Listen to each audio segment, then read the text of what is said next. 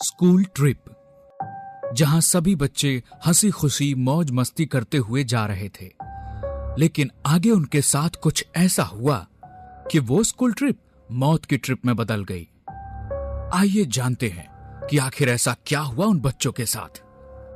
School के बच्चे trip के लिए जा रहे होते हैं। रात के समय रास्ते में बस को एक झटका लगता है, जिससे नेहा सामने बैठी एक औरत के पास आ जाती है और उसके गोद में सोए उसके बेटे का चेहरा देख लेती है, जो कि एक कंकाल था और उसके चेहरे पर कीड़े रेंग रहे थे। दिल्ली के स्कूल से नैनीताल के लिए एक स्कूल ट्रिप पर जा रहा होता है, जिसमें सभी बच्चे हंसते नाचते जा रहे थे। धीरे धीरे रात बढ़ने लगती है और बस अब नैनीताल के पहाड़ों पे चलने लगती है और बच्चे नाच रहे थे कि तभी अचानक ही ड्राइवर ब्रेक लगा देता है। क्या हुआ ड्राइवर, ऐसे बीच रास्ते में बस क्यों रोक दी? मैडम जी, वो देखो एक औरत जो बस के सामने आ गई है। मदद जी, मेरी मदद करो। मेरा घर ऊपर पहाड़ी की तरफ है और रात काफी हो गई है। मुझे भी बस में बिठा लो, मेरा बच्चा काफी छोटा है, मदद करो मेरी। टीचर बाकी सभी टीचर से बात करके उस औरत को बस में बिठा लेती है। उसी बस में नेहा अपनी दोस्त पूजा और उसके भाई रोहन के साथ इस ट्रिप पे आई थी। नेहा थोड़ी देर पहले तक नाच और खेल रही थी, लेकिन उस औरत के आते ही उसको कुछ अजीब सा लगने लगता है। लेकिन उस पर ध्यान न देकर नेहा वापस से खेलने कूदने लगती है। तभी बस को एक झटका लगता है, जिससे औरत ने अपने बच्चे को जिस कपड़े से ढका हुआ होता है वो खुल जाता है और नेहा वहीं पास में खड़ी थी, तो वो बच्चे को देखने की इच्छा से औरत के पास जाती है और बच्चे के चेहरे को देखते ही जोरों से चीखने लगती है। क्या हुआ नेहा? मैम, वो बच्चा कंकाल। क्या कहना चाहती हो, क्या हुआ है? नेहा डरते डरते कहती है, मैम वो बच्चा नहीं है, वो कंकाल है। नेहा की बात सुन सभी हैरान हो जाते हैं और उस औरत को देखने लगते हैं। तभी वो औरत हंसते हुए अपने बच्चे का चेहरा खोलकर सभी को दिखा देती है और वो एक नॉर्मल सा बच्चा ही था। नेहा, वो देखो बच्चा ही तो है। देखो, तुम्हें ही देख रहा है। सभी लोग अपनी अपनी जगह पर बैठ जाते हैं और नेहा भी अपनी सीट की तरफ जाने लगती है और जाते जाते वो बच्चे को दोबारा देखती है। इस बार बच्चा बिल्कुल नॉर्मल दिख रहा था।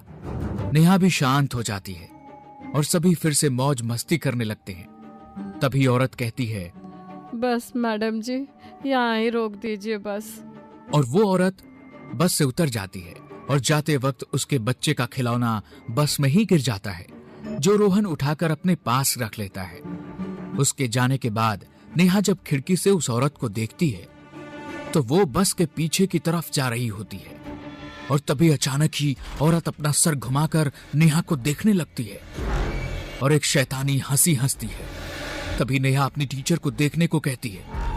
तभी वो औरत अपना सिर वापस से घुमाकर नीचे की तरफ को ही जाने लगती है। मैम, मैं सच कह रही हूँ, वो बिना घुमे ही पूरा सर घुमाकर मुझे देख रही थी।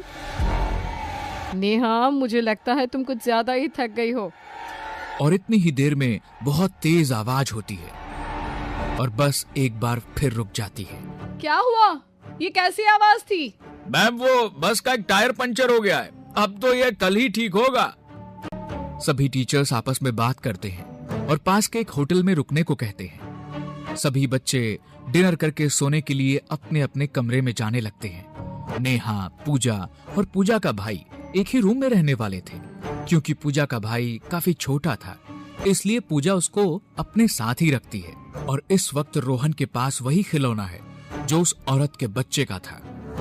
रोहन उस खिलौने के साथ तब से खेल रहा था और तीनों अपने कमरे में आ जाते हैं। कमरा बहुत सुंदर था और उनके कमरे की खिड़कियों से हल्की हल्की ठंडी हवा आ रही थी। नेहा खिड़की से बाहर देखने लगती है। चल नेहा, सोते हैं, मुझे बहुत जोरों की नींद आ रही है। ऐसा कहकर दोनों सोने के लिए लेट जाती हैं, लेकिन रोहन अभी भी उसी खिलौने से खेल रहा होता है और अकेले ही उस खिलौने से बात कर रहा होता है। रोहन, चल सो जा, इस खिलौने को रख दे, कल खेल लेना। रोहन ने जैसे कुछ सुना ही ना हो। इस बात से पूजा चिढ़ जाती है और रोहन के पास जाकर उसका खिलौना उसी खिड़की के बाहर फेंक देती है। रोहन गुस्से में पूजा को देखने लगता है और एकदम से चीखने लग जाता है। मेरा खिलौना दो, मेरा खिलौना दो, मेरा खिलौना दो। क्या हुआ इसको, ऐसे क्यों बोल रहा है ये तो मुझे भी नहीं मालूम। जब से यहाँ आया है तब से उसी खिलौने के पीछे पड़ा हुआ है। रोहन चुपचाप एक कोने में बैठा बैठा रोने लगता है। वो मेरा खिलौना था, वो मेरा था, वापस दो मुझे अब। रोहन चुपचाप आकर सो जा, बहुत हो गया तेरा ड्रामा। इतने में ही उनके रूम की लाइट बंद हो जाती है। चारों तरफ एकदम अंधेरा हो जाता है और तभी नेहा कहती है, पूजा लगता है लाइट चली गई है। हाँ रुक, मैं टॉर्च ऑन करती हूँ। जैसे ही पूजा टॉर्च ऑन करके नेहा को देखती है तो वो बेड पे लेटी हुई थी। तभी वो रोहन को देखने जाती है, लेकिन रोहन वहाँ नहीं था। नेहा, रोहन यहाँ नहीं है। तो वो कहाँ गया? अभी तो यही था। तभी दोनों भागते हुए खिड़की के पास जाते हैं और उन्हें रोहन खिड़की से कूदकर जाते हुए दिखाई देता है। दोनों बिना कुछ सोचे रोहन के पीछे चल देती हैं। रोहन, कहाँ हो तुम? इधर आओ वरना टीचर से बहुत डांट पड़ेगी। कमरे में वापस चलो, अब मैं तुम्हें नहीं डांटूंगी। रोहन ने पहले तो ऐसा कभी नहीं किया, अचानक ऐसा क्या हो गया उसको? तभी दोनों देखते हैं रोहन आसपास कहीं नहीं है और दोनों जंगल के बीचों बीच थी, लेकिन रोहन दूर दूर तक कहीं नहीं दिखाई दे रहा था। तभी दोनों को रोहन की आवाज आती है और उसी डायरेक्शन में जाने लगती है। दोनों देखती हैं कि एक गड्ढे में से आवाज आ रही है। दोनों उस गड्ढे के पास जाती हैं और देखती हैं कि उसमें तो वही खिलौना पड़ा हुआ है जिससे रोहन खेल रहा था और उसी खिलौने से आवाज आने लगती है। दीदी बचाओ मुझे, यहाँ से निकालो मुझे यहाँ अकेले डर लग रहा है। ये तो वही खिलौना है ना, उस औरत के बच्चे के पास था। हाँ, जाते वक्त ये खिलौना रोहन ने उठा लिया था, लेकिन इस खिलौने से रोहन की आवाज कैसे आ रही है और रोहन है कहाँ? कुछ तो अजीब है यहाँ। तभी जोरदार चीख के साथ वो खिलौना गड्ढे में से गायब हो जाता है और ये देख दोनों वहाँ से भागने लगती हैं और भागते हुए वो एक घर के पास पहुँचती हैं। पूजा, इस घर में चलो, हमें इनसे मदद लेनी चाहिए। दोनों उस घर के अंदर जाती हैं। घर बिल्कुल वीरान पड़ा हुआ होता है। कोई है घर में? हमें मदद चाहिए। तभी उस घर में से वही औरत निकल कर आती है। क्या मदद चाहिए बच्चों? तुम यहाँ? हाँ, ये मेरा घर है। बोलो क्या चाहिए तुम्हें? मेरा भाई इन जंगलों में कहीं खो गया है, उसको ढूंढने में मदद चाहिए। मैं कहीं नहीं जा सकती, मेरा बच्चा घर पर अकेला है। तभी नेहा की नजर बच्चे के हाथ पे जाती है जिसके पास रोहन जैसा ही एक और खिलौना था। ये देख नेहा उस बच्चे के हाथ से वो खिलौना छीन लेती है। ये तुमने क्या किया?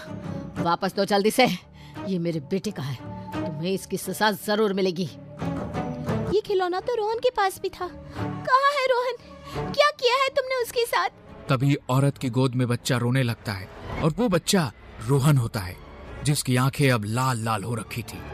और ये देख नेहा उस खिलौने को घर के बाहर फेंक देती है। रोहन उल्टा दीवार पे चलते हुए घर से बाहर चला जाता है और वो औरत देखते ही देखते खौफनाक चुड़ैल में बदल जाती है और हवा में उड़ते हुए दोनों के पीछे पड़ जाती है।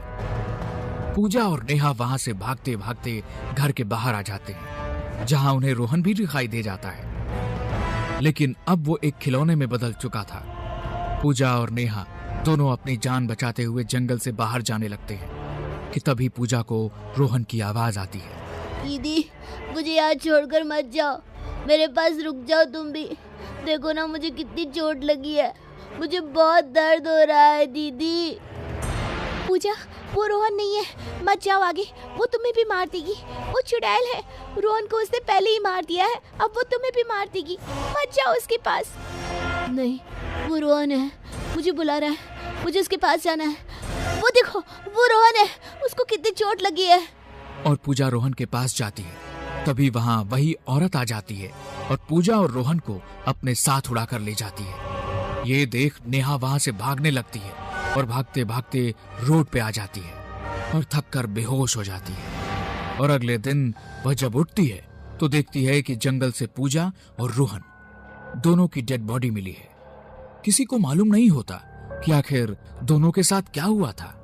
तभी उस गांव का एक आदमी कहता है कि यहाँ जंगल में एक औरत अपने बेटे के साथ रहा करती थी और एक दिन होटल बनाने के लिए कुछ लोग उसकी जमीन को कब्जे में करने के लिए गए और उसके मना करने पर उसके बेटे और उसको पहाड़ से फेंक कर मार दिया था।